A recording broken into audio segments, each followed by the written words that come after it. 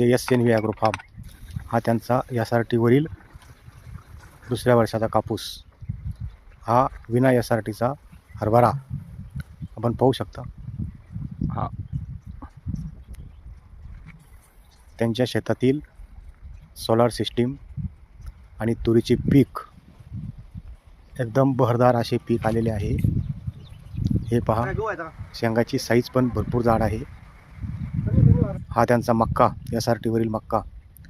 अगोदर या शेतात अद्रक होती, अद्रकीचे पूर्वीचे अवशेष तसेच ठेवून मक्का लागवड केली आहे.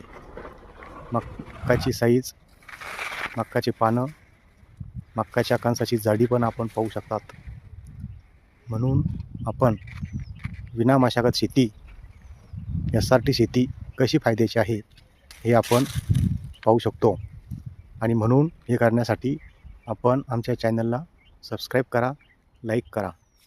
धन्यवाद.